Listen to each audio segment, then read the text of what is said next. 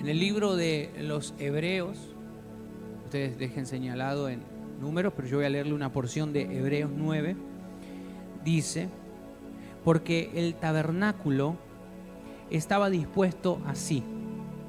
En la primera parte, llamada el lugar santo, estaban el candelero, la mesa y los panes de la proposición.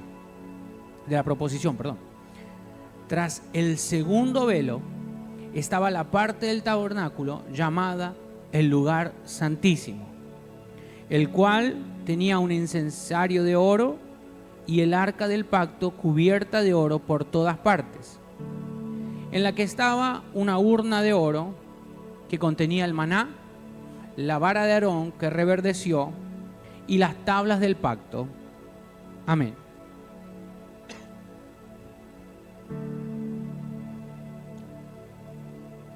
¿Saben? Este lugar santo del que habla la Escritura en Hebreos 9, lo que está haciendo el capítulo 9 de Hebreos es contar cómo estaba dispuesto, cómo estaba organizado el tabernáculo. Y habla primero, hay un velo y al pasar ese velo se encuentra el lugar santo, donde, como lo dice la Escritura, estaba el candelero, la mesa y los panes de la proposición. Pero luego, detrás de esos instrumentos había otro velo, y adentro de ese velo estaba lo que se llama el lugar santísimo. En el lugar santo podían entrar los sacerdotes, pero al lugar santísimo solo podía entrar el sumo sacerdote. Nadie que no fuera el sumo sacerdote podía siquiera abrir la cortina, como decimos nosotros, para pispear o para chusmear. Nada. Porque a ese lugar se tenía que entrar rociado de sangre. ¿Por qué? Para la expiación, para el perdón de los pecados. ¿Por qué? Porque ahí adentro, como lo dice la Escritura, estaba el arca del pacto, que es la presencia de Dios. Amén. ¿Todos me siguen? Y dice, luego aclara que dentro del arca del pacto, en el lugar santísimo, había una vasija de oro llena de maná, estaba la vara de Aarón que reverdeció, y estaba también las tablas de la ley, las que Dios les dio a Moisés en el monte Sinaí. ¿Amén? ¿Todos entendieron? Pero ocurrió un hecho en la muerte de Jesucristo que no solamente fue en el mundo natural, porque de hecho sí ocurrió en el mundo natural, pero también fue algo espiritual. Porque dice la Escritura, Mateo 27 o los últimos capítulos de Lucas, de Marcos y de Juan, habla la Escritura de que cuando el Señor murió, dice que hubo un temblor. ¿Cuántos saben que hubo un temblor cuando el Señor murió? Cuando el Señor Jesucristo murió hubo un temblor, y luego del temblor dice que el velo del lugar santísimo se rompió en dos. Se abrió. Es un velo, aunque algunos piensan que es una tela finita, es como un telón grueso que protegía, era como una pared pero en forma de puerta. Y era un velo que protegía el lugar santísimo, porque el único, como lo dije antes, que podía entrar era el sumo sacerdote y rociado de sangre, para que no sea consumido a causa de su pecado ni el pecado del pueblo. Amén. Pero ¿por qué era importante? Porque ahí adentro estaba ¿qué? La presencia de Dios, el arca del pacto. Amén. Estoy tratando de esmerarme en explicar esto, porque tal vez algunos no conocen esta teología o esta parte en la Escritura, y quiero que entendamos luego la prédica. Por eso lo aclaro y trato de insistir para que a nadie le queden dudas. Entonces, cuando Cristo muere en esa cruz, ese velo se rasga naturalmente. Cuando los sacerdotes entraron al lugar santo, del cual sí tenían el permiso dado por Dios de entrar, ellos ven el lugar santísimo, el arca del pacto, la podían ver. ¿Por qué? Porque el velo había sido rasgado y estaba abierto. Amén.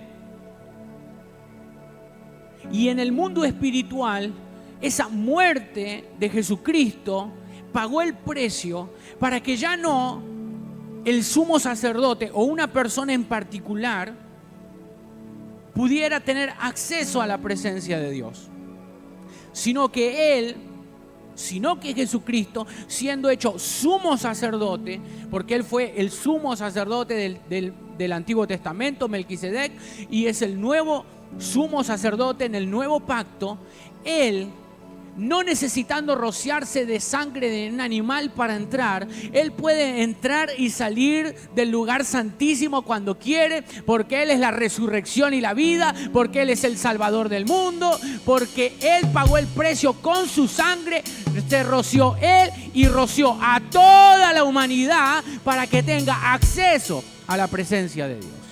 Lo que hizo Jesús fue reconciliar con su sangre al mundo de Dios. Esa división que había, el pecado, las malas costumbres de la gente, los malos deseos, como está escrito, las concupiscencias de su carne, todo fue quitado y Dios en lo alto y el mundo en lo bajo fue unido por la gracia de Jesucristo. Amén. ¿Se entendió? ¿Quién quiere aceptar a Cristo de vuelta? Y en ese rasgar del velo, y que nosotros ahora podemos tener acceso por medio de Jesucristo. No tenemos que ir a matar un animal, sino que la sangre de Cristo que nos cubre en el mundo espiritual nos da acceso al arca del pacto, nos da acceso a la presencia de Dios. Ese sacrificio perfecto hizo que nosotros ahora en el nuevo pacto podamos encontrarnos con Él, como pasó hace unos minutos atrás mientras lo adorábamos. O mejor, que Él venga por nosotros. Amén. Nosotros lo buscamos en espíritu y Él viene en verdad. Amén. Ahora, hoy quiero, y ya habiendo entendido esto y entendido lo que representa el arca del pacto, quiero hablarles también de las cosas, lo necesario. Miren, el arca del pacto era un elemento sagrado, pero era grande. Pero Dios solo puso dentro 3 cosas. Si se acuerdan los que leyeron conmigo, una urna de oro que contenía el maná, la vara de Aarón que reverdeció y las tablas del pacto. Ese no es por casualidad ni porque era un lindo recuerdo tener una urna de oro. ¿Y qué le ponemos adentro? Y bueno, un poco de maná. No era que la vara de Aarón era un palo sagrado, sino que era un palo común y corriente. Si ustedes ven en Números 17, donde les dice apartar con un señalador, vamos a entender un poco mejor el porqué de esos útiles dentro del arca. Dice la Escritura, vamos a leer 17 del 1 al 10, dice: luego habló Jehová a Moisés diciendo: habla a los hijos de Israel y toma de ellos una vara por cada casa de los padres, de todos los príncipes de ellos 12 varas conforme a las casas de sus padres, y escribirás el nombre de cada uno sobre su vara. Eran 12 varas con 12 nombres. Amén. Y escribirás el nombre de Aarón sobre la vara de Leví, porque cada jefe de familia de sus padres tendrá una vara. Y las pondrás en el tabernáculo de reunión delante del testimonio, donde yo me manifestaré a vosotros. Y florecerá la vara del varón que yo escoja. Y florecerá la vara del varón que yo escoja. Y hará cesar de delante de mí las quejas de los hijos de Israel con que murmuran contra vosotros. Y Moisés habló a los hijos de Israel, y todos los príncipes de ellos le dieron varas. Cada príncipe por las casas de sus padres una vara. En total 12 varas. Y la vara de Aarón estaba entre las varas de ellos. Y Moisés puso las varas delante de Jehová en el tabernáculo del testimonio. Y aconteció que al día siguiente vino Moisés al tabernáculo del testimonio, y he aquí que la vara de Aarón de la casa de Leví había reverdecido. Decirle al que está al lado: había reverdecido. Y producido almendras. Entonces sacó Moisés todas las varas de delante de Jehová a todos los hijos de Israel, y ellos lo vieron y tomaron cada uno su vara. Y Jehová dijo a Moisés: vuelve la vara de Aarón delante del testimonio, para que se guarde por señal a los hijos rebeldes, y hará cesar sus quejas de delante de mí, para que no mueran. Amén y amén. En esta porción podemos encontrar la clave, por lo menos, de por qué la vara de Aarón estaba dentro del arca del pacto. ¿Todos lo entendieron? Me están diciendo que sí para dejarme tranquilo, hermano. ¿Entendieron por qué la vara estaba? La vara estaba ahí para testimonio del pueblo. Estaba ahí para que todos entiendan y recuerden siempre que no tenían que rebelarse, que tenían que ser obedientes, que no tenían que murmurar contra Aarón y Moisés, porque Dios los había escogido. Amén. ¿Todos entendieron? Amén. Así que estaba ahí para testimonio. Como le dijo, vuelve la vara de Aarón delante del testimonio, para que se guarde por señal a los hijos rebeldes, y hará cesar sus quejas de delante de mí, para que no mueran. La vara de Aarón reverdeció, pero la vara de los otros 11 representantes de cada tribu no. ¿Por qué? Porque murmuraban. Decía que está al lado tuyo, porque murmuraban. Y alguno lo dijo murmurando.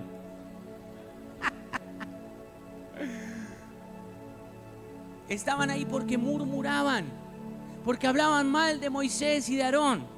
¿No les habrá alcanzado con ver que a María, la hermana de Moisés, le salió lepra en la frente por hablar mal de Moisés?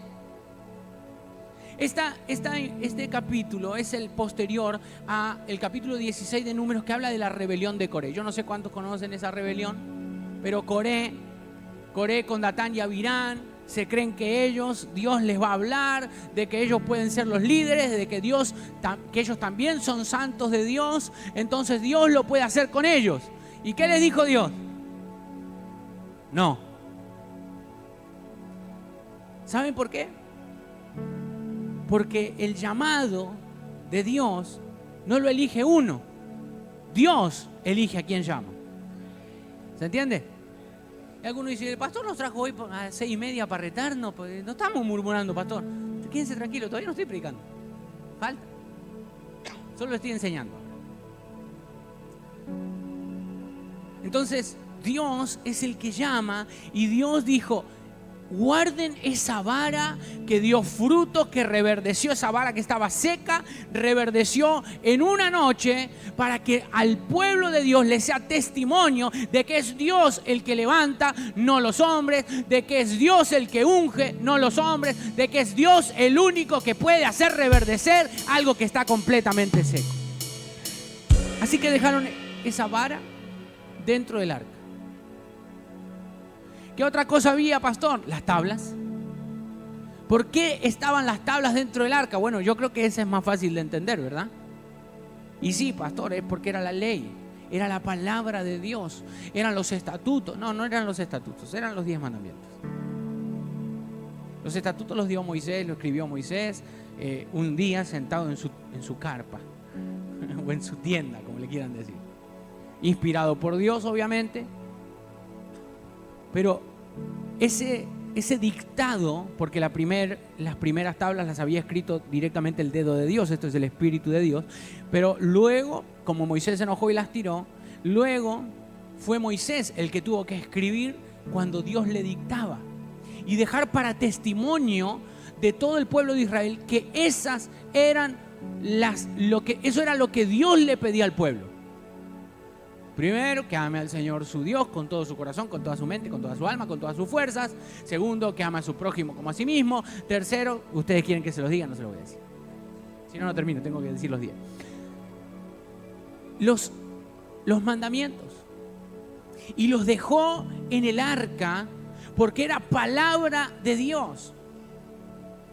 Y la dejó también como testimonio de que si el pueblo de Dios abandonaba la enseñanza de esas tablas, iba a perecer, iba a ser cautivo, iba a ser llevado a una tierra extranjera, como luego se olvidaron y les pasó. Pero ¿saben qué? En el arca estaba la respuesta de por qué estaban cautivos en esas tablas. Amén. Y también estaba la urna de oro con el maná. ¿Saben para qué? Para que el pueblo se acuerde de que Dios es el proveedor. Para que el pueblo se acuerde que cuando ellos estaban en un desierto y no tenían nada para comer, para Dios no le fue difícil ni imposible abrir el cielo y hacer caer ese pan del cielo sobre la tierra para que ellos puedan comer todos los días pan nuevo. Y Dios es tan bueno que le decía, si te sobra algo, tíralo, porque yo mañana te vuelvo a proveer. Nosotros no lo hacemos ni con los fideos duros, ¿no? Pero el pueblo que veía caer ese maná agarraba solo la porción del día, el resto se perdía, porque mañana volvía a llover maná sobre la tierra. Y cuando quisieron carne, Dios les mandó codornices, y cuando quisieron agua, él mandaba a Moisés a que golpee la roca y les daba agua. También quedó una urna dentro del arca como testimonio de que Dios, para Él nada es imposible. Él alimenta aunque no haya nada. Él nunca se olvida de sus hijos y Él tiene la provisión para cada día de nuestras vidas. Está en su mano. Amén.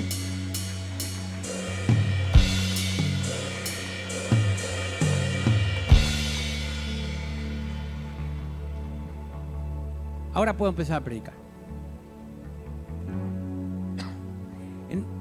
Yo quiero puntualizar sobre la vara que reverdece.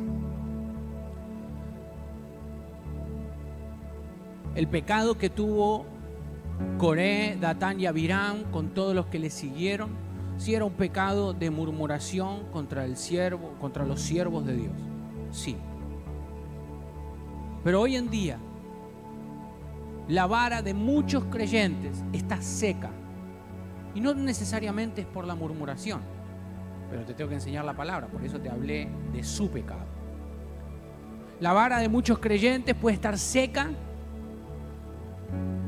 porque tienen un pecado oculto, puede estar seca porque tienen un resentimiento, un rencor con alguna persona.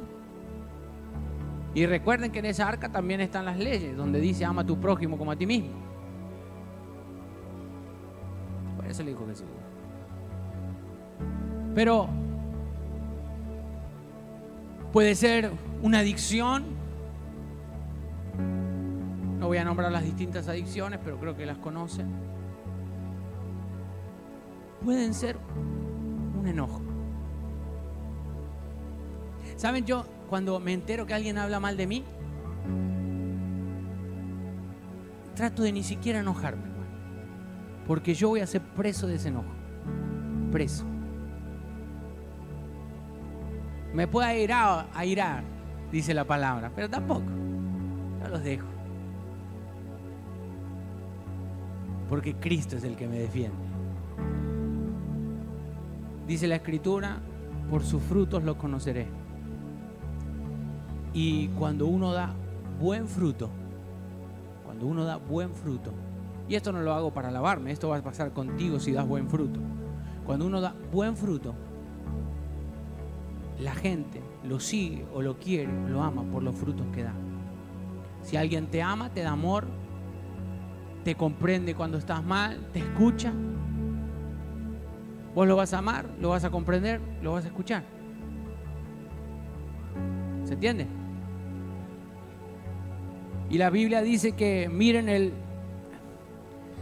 resultado de la fe de sus pastores, y si es bueno, imítenlo, y si no, salgan corriendo. Ese es mío, ese es mandamiento mío. Y lo digo para todos ustedes que son ovejas mías. Pero ¿saben por qué? Porque el exaltado no tiene que ser el pastor, el exaltado es Dios. A Él le estamos siguiendo. Después que el Señor necesite o no necesite, pero se haga de una persona para que guíe a su pueblo, que es un pastor, que guíe el rebaño, es cosa de Él, no es cosa de nosotros. Así que Él es el que llama, no es que nos llamamos nosotros. Amén. Bien, entonces, un problema de la iglesia es que hay muchas varas secas en muchos momentos de las vidas de cada vara, tomando a la vara como una persona. Porque eso es lo que era. Cada vara representaba una familia. Y todas las varas, las otras 11 varas estaban secas. Pero la de Aarón reverdeció.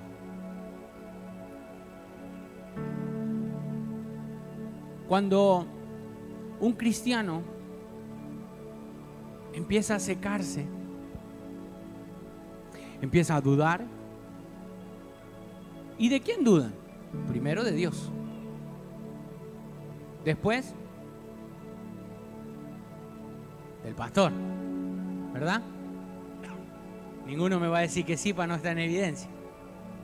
Primero dudan de Dios, después del pastor, después de los hermanos. Y dudan de todo. Porque cuando una vara se seca, es como una tierra seca donde la semilla no puede entrar y germinar. Cuando una vara se seca, le encuentra resistencia a todo. Cuando una vara se seca, ve como tal vez otros reciben y empieza a jugar. Ese me parece que se tiró, ¿no? Cuando una vara se seca y empieza a acusar a los demás, no, yo no sentí la presencia de Dios, pero es porque te está secando. Porque cuando una vara está verde, cuando una vara está floreciendo, da fruto. Eso es lo increíble de lo que hizo Dios con la vara de Aarón. No solamente la hizo reverdecer, sino que se llenó de almendras. Dio fruto. Así que cuando una vara está como la de Aarón, cuando un creyente está firme en su fe y está siendo llamado por Dios y acude a ese llamado, quiero decir, no estamos hablando del pastorado, estamos hablando del llamado que nos hizo Cristo a todos y cada uno de nosotros. Cuando una vara escucha, abre sus oídos y escucha el llamado de Dios, y para qué el Señor lo llamó y lo levantó y lo sacó del pozo y lo traspuso de tinieblas a luz, cuando esa vara está entendiendo estas cosas, empieza a dar fruto.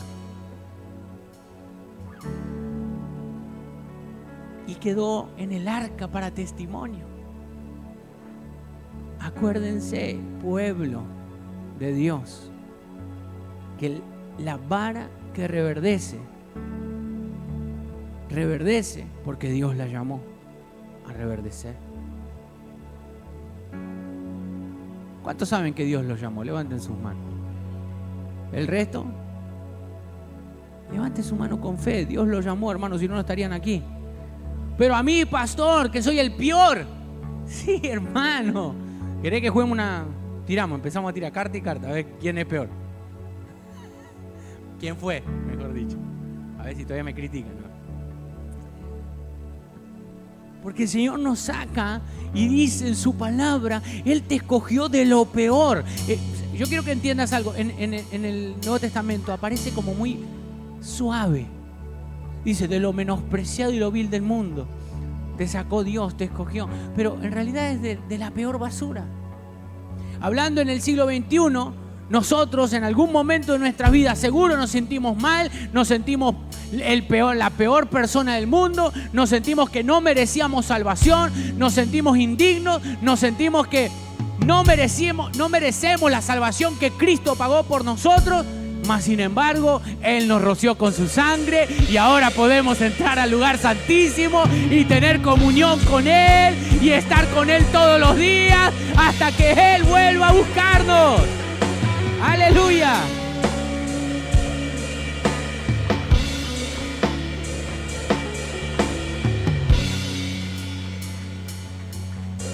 En su amor y su misericordia.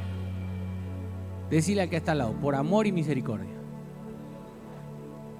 así también fue con Aarón. No, pero Aarón estaba ahí porque era el hermano de Moisés. ¿Viste? Siempre el pensamiento ese raro que tenemos nosotros los creyentes a veces. Está ahí porque es el hermano, ¿no? Es porque era tartamudo, entonces bueno, le lloró la carta al Señor y el Señor dijo, bueno, dale a tu hermano, ponemos a tu hermano así. No, Dios lo llamó. Dios lo predestinó desde antes de la fundación del mundo a Moisés y lo predestinó a Aarón para que lo ayude y predestinó a esa generación para que vea terribles, tremendas señales de parte de Dios y cumplir la promesa que el Señor le había hecho a Abraham. No es porque sea el hermano. Vos no estás acá porque tu papá, tu mamá vinieron a la iglesia, porque un día te inculcaron que Cristo era el único camino, entonces hoy te sentís medio desorientado en la vida, las cosas te están saliendo mal y por eso venís a la iglesia.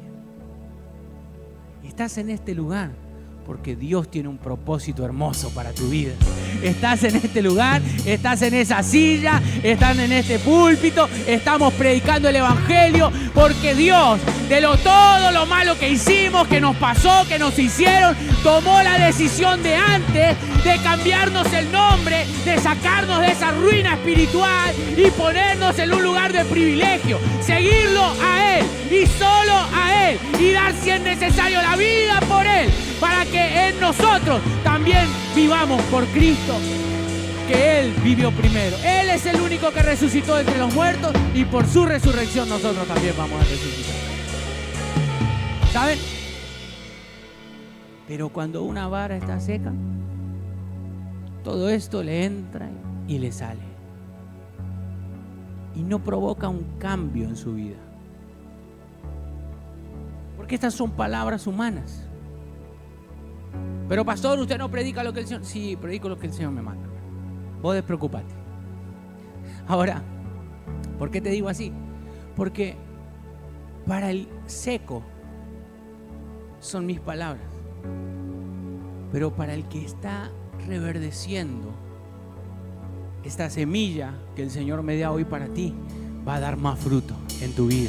Va a dar más fruto en tu familia, va a dar más fruto en tu economía, por eso en el arca estaba el maná, va a dar más fruto en tu obediencia, por eso en el arca estaban las tablas de la ley, y va a dar más fruto en tus almendras, que es eso que solo Dios puede hacer en una sola noche, cuando el Espíritu Santo, cuando la presencia de Dios estuvo delante de esas varas, no solo reverdeció la vara, sino que también dio fruto, y fruto en abundancia. Aleluya.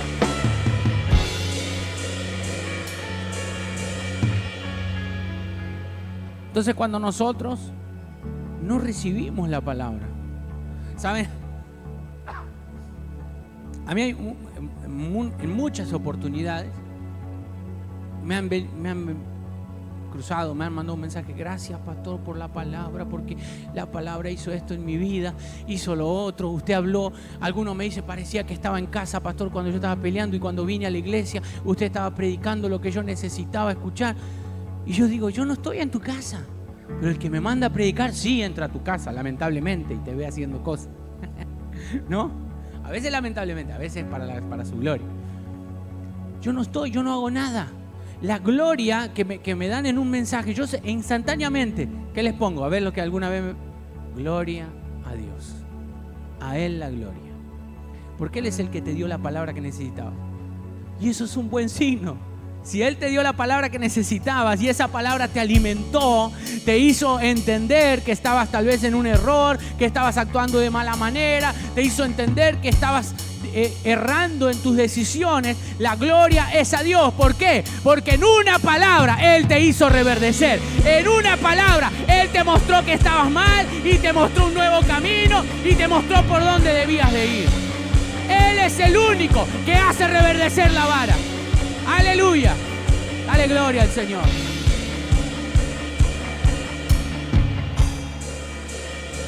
Gracias, Señor. Pero cuando el Señor no está haciendo eso en tu vida, es más fácil echarle la culpa. ¿A quién? A ver si ustedes saben.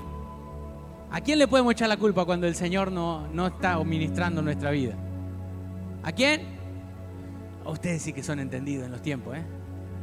Al pastor.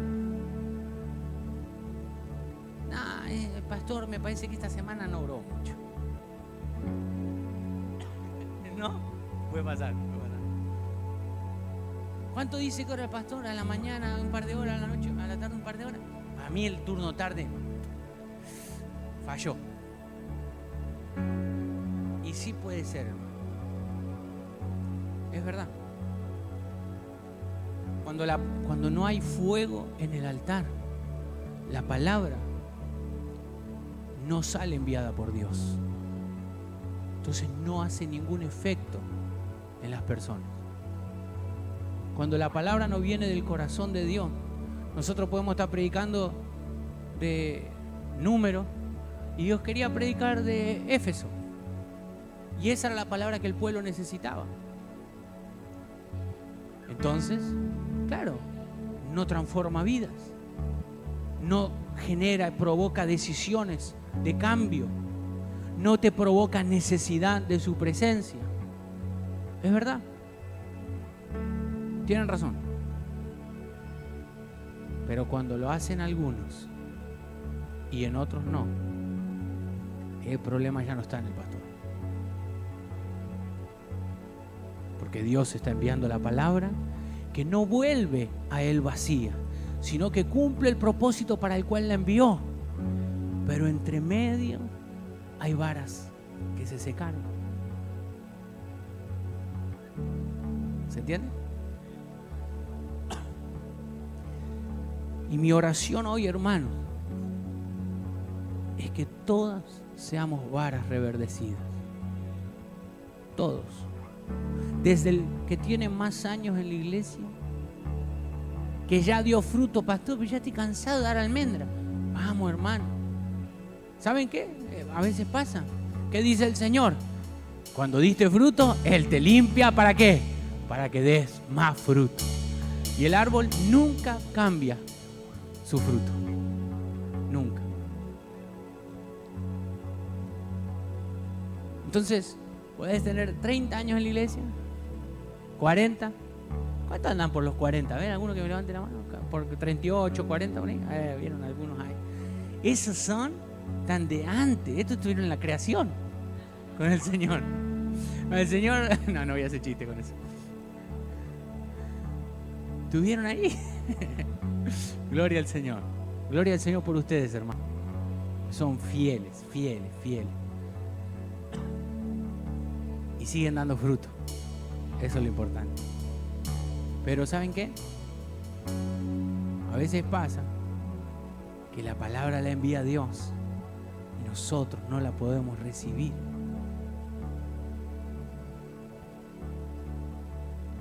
Y mi oración es que el Señor en un instante, dice la Escritura, si ustedes lo leyeron conmigo en Números 17, también no salió en pantalla, pero creo que se lo acordarán. Él dice que las dejó una noche delante del arca y esa noche reverdeció. Y no solo reverdeció, dio fruto.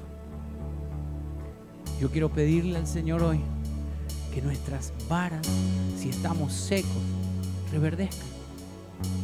Él lo puede hacer. Él es el único. Yo no puedo hacer nada. Menos que algo de fruto. No se cuida una palmera que es indestructible. Algunos no conocen la historia de mi palmera, perdón, hermano.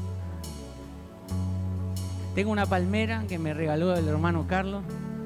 La tengo ahí. No la regué. 10 veces no la regué. La tengo como hace 5 años. Yo digo, ya se murió. Ya está. No tiene una sola hoja, nada. Cuando me dé vuelta, la miro de vuelta, tiene hoja. No. Es algo... Yo creo que el Señor usó esa palmera para enseñarme cosas. Para enseñarme cosas. Espirituales, ¿eh? Pero por eso digo, no puedo plantar nada, no puedo hacer que crezca nada, hermano. Pero el Señor que habla a la iglesia, Él puede hacer que tu vara reverdezca.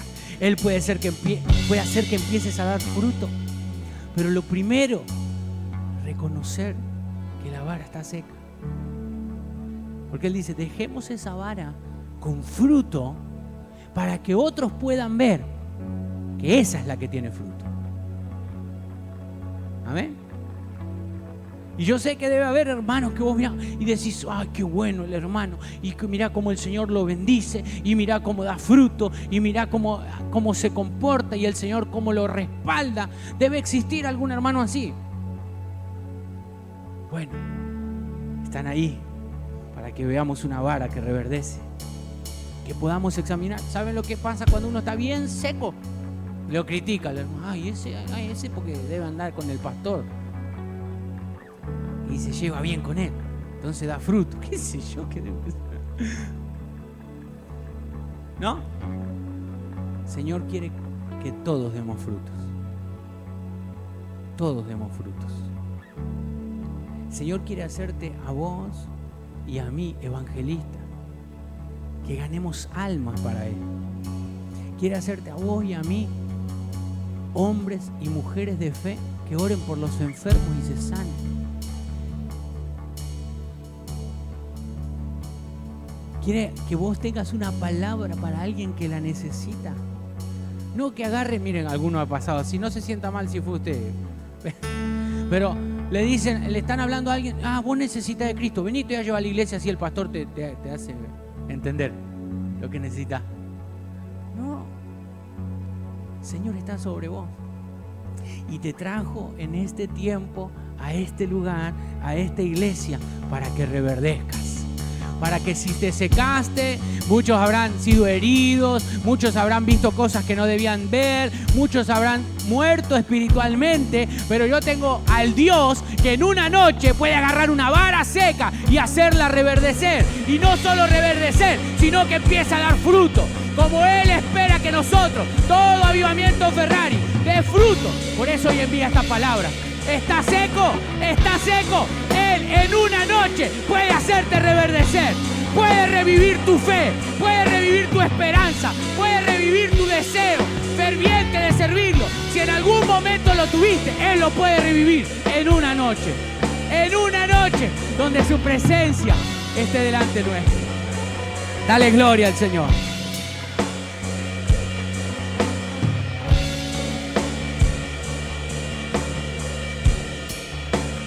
Pero, ya vino con un pero no nos olvidemos de su palabra. En esa arca estaban sus tablas. No nos olvidemos de esa urna, porque Dios es el que siempre nos provee. Nada viene de nosotros, todo es de Él y a Él vuelve la gloria.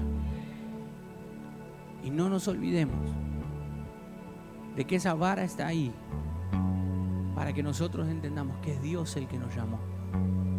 Dios es el que llama. Y en el Antiguo Testamento, en el tiempo de Coré, Datán y Abiram, Dios solo había llamado a Moisés y a Aarón. Pero tengo una buena noticia para todos: el velo se rasgó.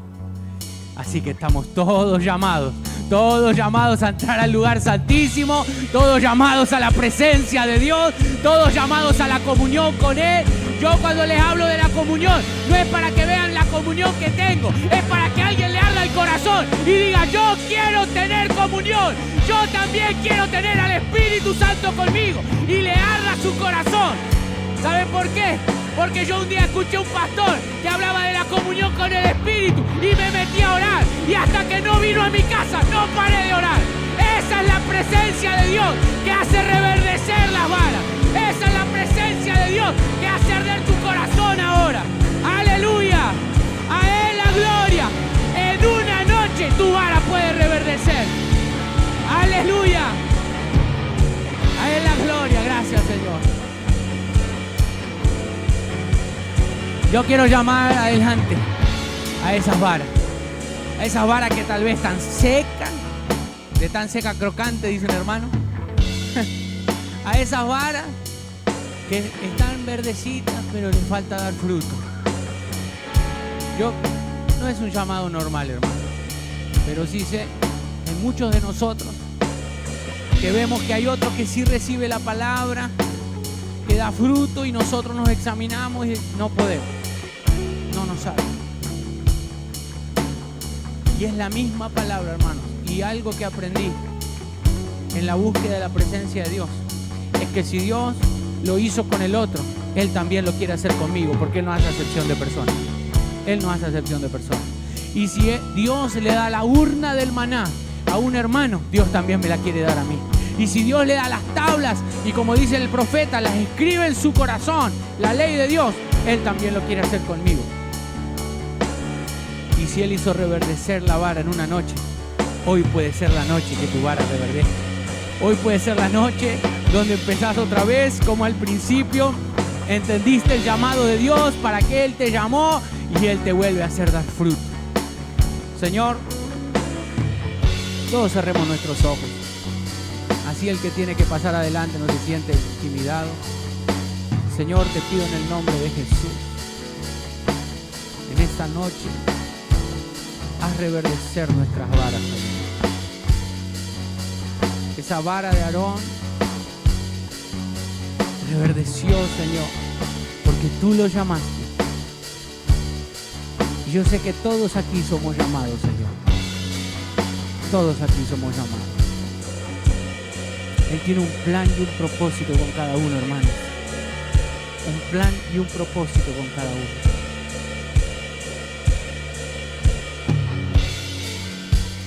Te ruego, Espíritu Santo, para tu gloria, Señor.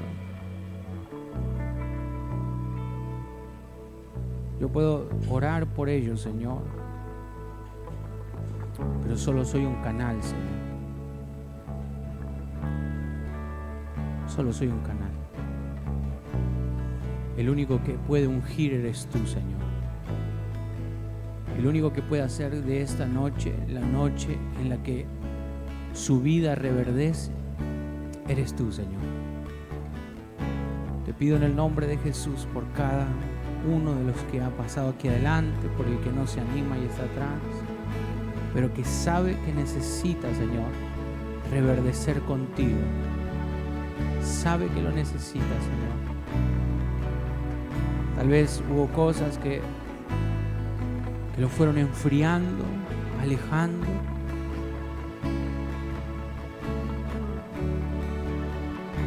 Te pido en el nombre de Jesús, glorifícate, Señor. Glorifícate, Señor. Te pido que esas varas reverdezcan, Señor. Yo siento una presencia del Señor y me alegra porque sé que Él nos va a hacer reverdecer. Solo va a confirmar que la palabra no era mía, era de Él. Ayer escuché al pastor solo nombrar esta palabra. Y cuando escuché esa palabra, el Señor me había dado la prédica, todo en mi mente estaba, para que hoy venga y te lo diga. Porque Él quiere hacer reverdecer tu vara. Que nunca más te sientas seco, insuficiente. Que nunca más te sientas que no das la medida. Porque es Él el que llama. Él es el que llama. Señor, te pido en el nombre de Jesús, glorifícate, amado. Mientras te adoramos, tu presencia, Señor, caiga sobre nosotros, tu unción. Úngenos, Señor. Te lo pido para tu gloria, Señor.